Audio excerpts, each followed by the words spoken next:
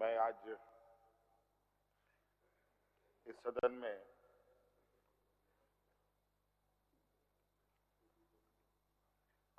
आदरणीय चंपई सोरेन जी के विश्वास मत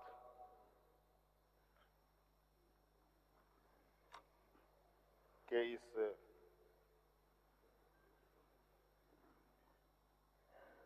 अभ्यास का हिस्सा बन रहा हूं और हमारी पूरी पार्टी और पूरा गठबंधन दल आदरणीय चंपई सोरेन जी को समर्थन करता है और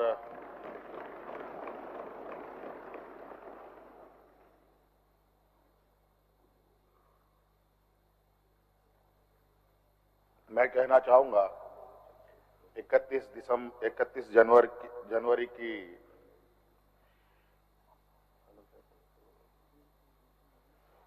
जो काली रात, काला अध्याय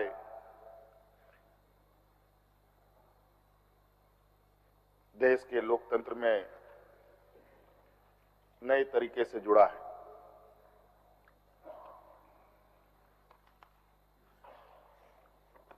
इकतीस तारीख रात को देश में पहली बार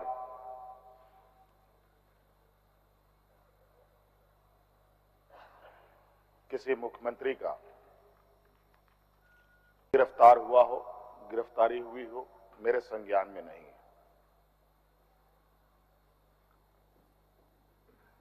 ये मुझे लगता है ये पहला घटना है और मुझे लगता है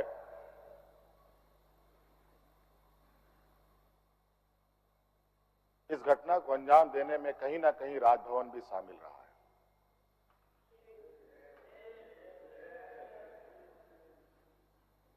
और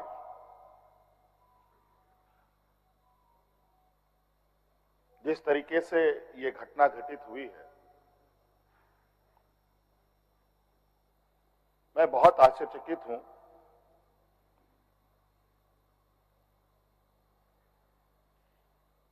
इसलिए कि मैं एक आदिवासी वर्ग से आता हूं। नियम, कायदे, कानून की जानकारी का थोड़ा अभाव रहता है। बौद्धिक क्षमताएं अभी हमारे विपक्ष के बराबर हम लोगों की नहीं है, लेकिन सही गलत की समझ तो हर इंसान भी रखता है, हर जानवर भी रखता है।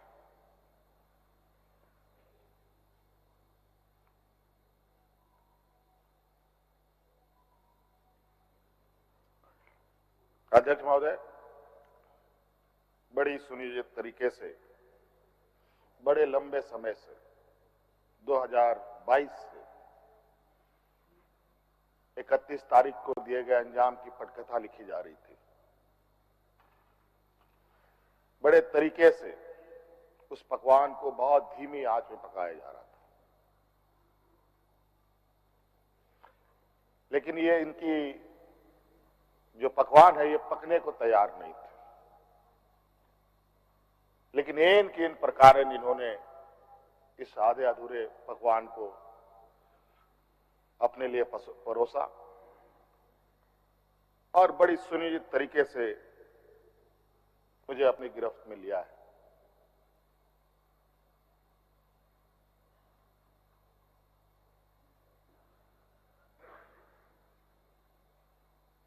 और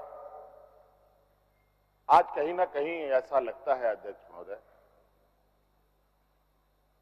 कि बाबा भीमराव अंबेडकर जी का जो सपना था कि सभी जात धर्म के लोग एक समान प्लेटफॉर्म पे आए, एक बराबरी और एक साथ चले, मुझे लगता है कि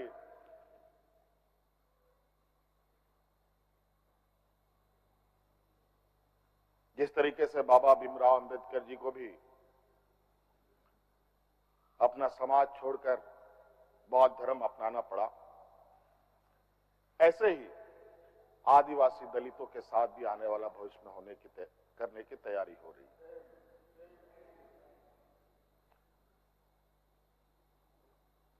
बड़ा सुनियोजित तरीके से अनेकों कालखंड को देखेंगे अध्यक्ष महोदय, जो इन आदिवासी, दलित, पिछड़े, अल्पसंख्यक के ऊपर अत्याचार हुए हैं, वो अत्याचार अध्यक्ष महोदय नए नए चेहरे, नए नए शक्ल, नए नए रूप में दिखते रहे हैं। आज उसी का जीता जागता उदाहरण 31 जनवरी को देखने को मिला है।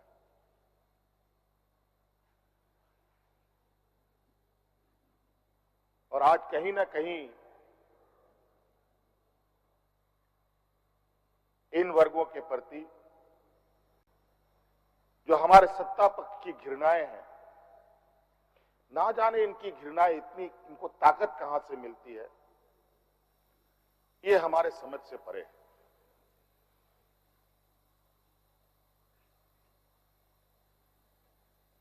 इतनी घृणा, इतना द्वेष का के प्रति इनका आदिवासी दलितों के प्रति कि आपको इससे अंदाजा होगा कि इन्हीं के पाले हुए तंत्र ये कहते शर्माते नहीं कि जंगल में थे तो जंगल में ही इनको रहना चाहिए। हम जंगल से बाहर आ गए, इनके बराबर बढ़ गए तो इनके कपड़े मैले होने लगते।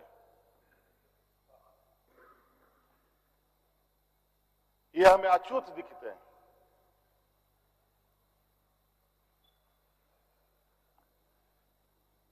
और इन्हीं विडंबना को तोड़ने के लिए हमने एक प्रयास किया था अध्यक्ष महोदय, क्योंकि झारखंड आदिवासी, दलित, पिछड़ा राज्य है, इन समूह को आगे बढ़ने का, इनका मार्ग प्रशस्त करने में हमने कोई कमी नहीं छोड़ी। इनका बस चले तो हम अभी भी जंगल में जाकर के वही 50-100 साल पुरानी जिंदगी में जिए।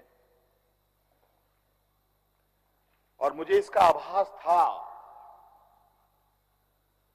अध्यक्ष महोदय, जो इनके अंदर छुपी कुंठा है वो आए दिन ये बयां करती थी, इनके आचरणों से, इनके बयानों से।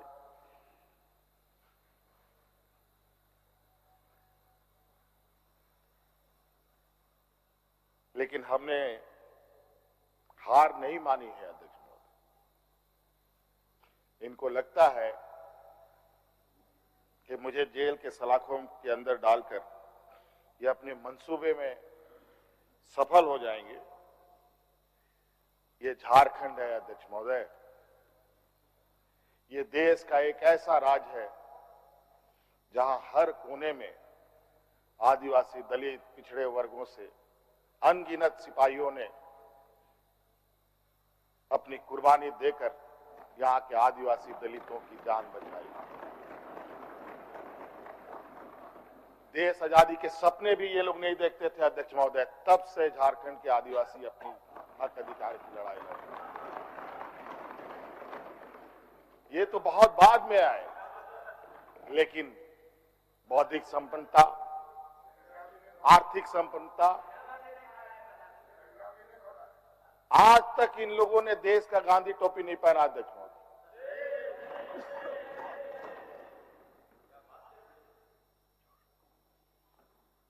अध्यक्ष महोदय, ईडी, सीबीआई, इनकम टैक्स, जिनको देश के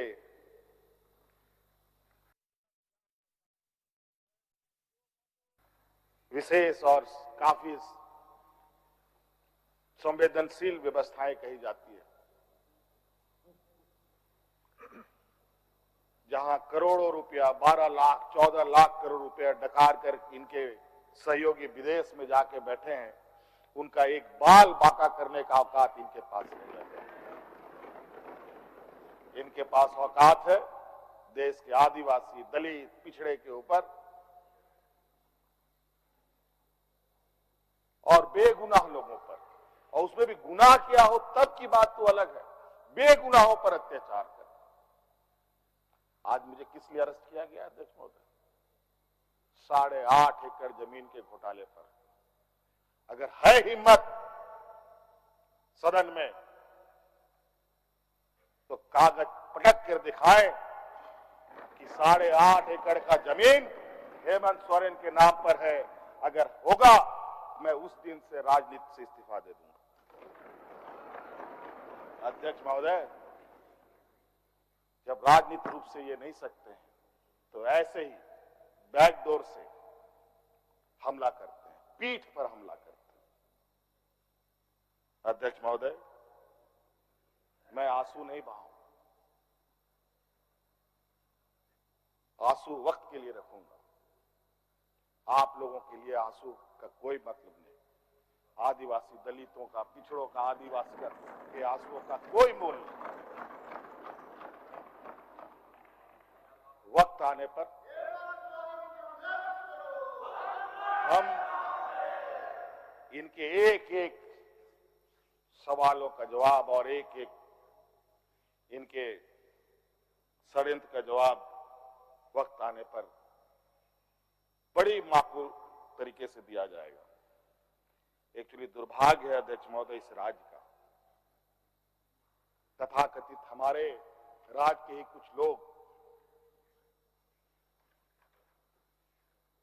जो ऐसे सामंती विचार वाले के चरणों में जाकर के झुककर उनकी सेवा और पूजा अर्चना में लगे। नहीं तो इस राज्य की इतनी दुर्दशा नहीं होती अध्यक्ष। राज अलग हुए 23 साल हो रहे हैं, 24 साल हो गए अध्यक्ष महोदय। किसने सबसे अधिक राज किया इस राज्य में? ये मुझे बोलने का जरूरत नहीं है, किसी को बताने की भी जरूरत नहीं। सब अपने गिरेबान में देखें, सबको पता चलेगा कौन कहां बैठा, किसने क्या काम किया। घोटाले इनको 2024 से ही नजर आ रहे, 2000 से नजर नहीं आ रहे, 2019 से ही इनको नजर आ रहे। आज ये नहीं चाहते अध्यक्ष महोदय देश का आदिवासी, दलित, पिछड़ा, अल्पसंख्यक देश के सर्वोच्च स्थान पर पहुंचे। ये नहीं चाहते कि ये जज बने, ये नहीं चाहते ये IAS IPS बने, ये नहीं चाहते ये राजनेता बने। इन्हीं के साथ बैठे लोग हैं। इन लोगों ने भी आदिवासी नेता बनाया था मुख्यमंत्री। बता दीजिए इन कितने आदिवासियों ने 5 साल पूरे किए। और मुझे पता था ये मुझे भी 5 साल पूरा करने में रोड़े अटकाएंगे। और नतीजा ये हुआ, आखिरी सांस तक कुछ भी करो 5 साल पूरा नहीं होना चाहिए, रिकॉर्ड में नहीं लिखना चाहिए, रजिस्टर में नाम नहीं आना चाहिए। बस यही। अध्यक्ष महोदय, हम लोगों ने सर झुकाकर चलना नहीं सीखा। यही खासियत है आदिवासियों। लेकिन होता है कि सरसों में ही भूत है तो साला भूत भागेगा का, माफ कीजिएगा, सरसों में ही भूत है तो भूत भागेगा का। यहाँ कुछ भूत ऐसे भी हैं जिसकी वजह से ये कठिनाइयों का सामना करना पड़ता है। बहुत प्रयास हुआ, जब जब हम लोगों ने अलग राज्य का परिकल्पना किया तब भी इन लोगों ने हंसी उड़ाई कि आदिवासी लोग अलग राज्य लेगा। जब हम सत्ता में आए, आदिवासी सत्ता चला पाएगा, कुछ दिनों में गिर जाएगा। मैं हवाई जहाजों में चलता था अध्यक्ष महोदय, उसमें भी इनको तकलीफ। मैं 5 स्टार होटलों में रुकता था, उसमें भी इनको तकलीफ। मैं BMW कार में घूमता हूं, उसमें भी इनको तकलीफ।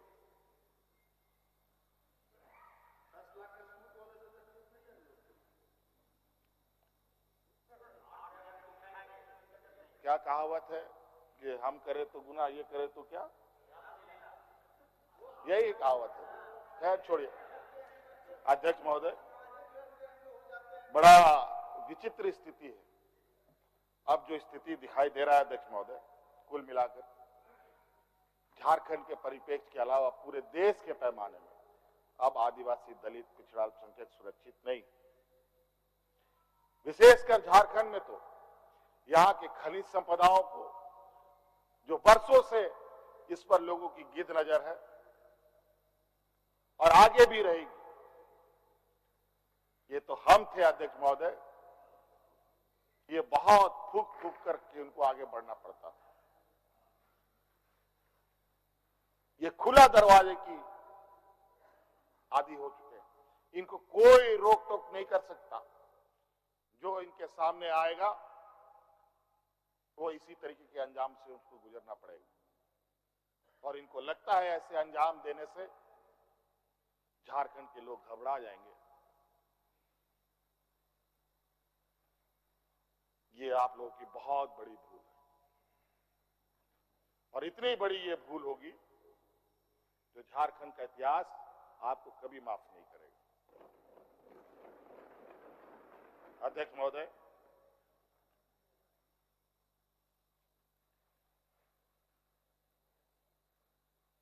आज जो षड्यंत्र का पैमाना है वो इस कदर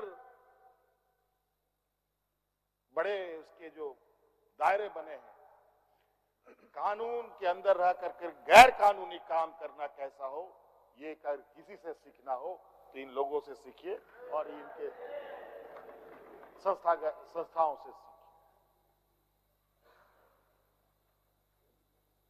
मैं तो कहता हूं, मैं फिर से कहता हूं कि आप लोग दस्तावेज लाइए सदन में, या आपने ईडी और सीबीआई को सपोर्ट कीजिए और कोर्ट में पेश करें। एक भी दस्तावेज अगर आप लोग निकाल के दिखा दें कि हमने 8.5 एकड़ जमीन हड़पी है, तो मैं उसी दिन राजनीति से संन्यास किया, झारखंड छोड़ के चला जाऊं। अब इनको नहीं मिला तो हमारे बीवी, बच्चों, परिवारजनों के खाता वही ढूंढने में लगे। ये पैसा कहां से आया, वो पैसा कहां से आया, ये आया, वो आया। अध्यक्ष महोदय, असमानताएं देखिए इसी सदन के अंदर। जो सरकार के द्वारा उपलब्ध कराए जा रहे ऋण, जो यहाँ के आदिवासी विधायकों को कितने वर्षों के लिए मिलता है और गैर आदिवासियों को कितने सालों के लिए मिलता है।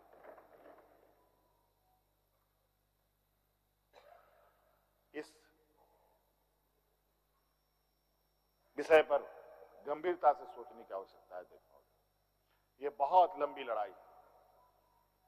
आज जिस तरीके से बड़ा मछली छोटा मछली को खा जाता है, सामाजिक व्यवस्था में भी यही कहानी है। एक बड़ी व्यवस्था छोटी व्यवस्था को खाने का हर बरकस प्रयास करती है। प्रभु राम का प्राण प्रतिष्ठा हुआ 22 जनवरी को। राम राज आ गया, पहला कदम बिहार पड़ा। बेचारा एक पिछड़ा वर्ग का व्यक्ति की क्या हद होगी आप जानते हैं। दूसरा कदम झारखंड पर पड़ा, एक आदिवासी मुख्यमंत्री को निगलने का प्रयास। क्योंकि इस आदिवासी मुख्यमंत्री के शरीर में हड्डियां कुछ अधिक है, इसलिए उस हड्डी को निकालने के लिए ईडी उसका डिसेक्शन करने में लगी हुई, ताकि हम कैसे इसको निगल जाए। लेकिन इतना आसान नहीं। गलती से गले में फंस गया तो पूरा का पूरा आंतड़ी फाड़ के बाहर। इस वजह से संभल के खाने का कोशिश कीजिएगा। इस वजह से अध्यक्ष महोदय, मुझे कोई गम नहीं कि मुझे आज ईडी ने पकड़ा। जिस तरीके से बंधुदा का सदस्यता लिया, ये आप चुनाव नहीं लड़ सकते हैं। हो सकता है मेरा भी यही आस करे। सत्ता लुलुपता के लिए हम लोग कभी नहीं आए अध्यक्ष महोदय। लेकिन ये बात मैं इस सदन में कहना चाहूंगा कि झारखंड मुक्ति मोर्चा का उदय झारखंड के मान सम्मान स्वाभिमान को बचाने के लिए हुआ है और इस मान सम्मान स्वाभिमान के प्रति जो भी बुरी नजर डालेगा उसको हम मुंह तोड़ जवाब देंगे, चाहे राजनीतिक रूप से हो, चाहे कानूनी रूप से हो, चाहे वो किसी भी जंग मैदान में हो। ये हमारा संकल्प है। ना हम पीछे हटे हैं, ना हम लोगों ने पीठ दिखाई है अध्यक्ष महोदय। इसलिए अध्यक्ष महोदय, मुझे तो कोर्ट का आदेश है कि मीडिया के सामने या बाहर वक्तव्य नहीं देना है। तो हमने ईडी वाले से पूछा क्या सदन में भी बात नहीं रखनी है? तो उन्होंने ये भी कहा नहीं, सदन में भी आप नहीं रख सकते। हम बोले वाह। तो मैंने कहा कि आइए स्पीकर साहब के टेबल में खड़े हो जाइए, बैठ जाइए, वहां से आदेश जारी कीजिए, फिर हम चुप हो जाएंगे। ये स्थिति है अध्यक्ष महोदय।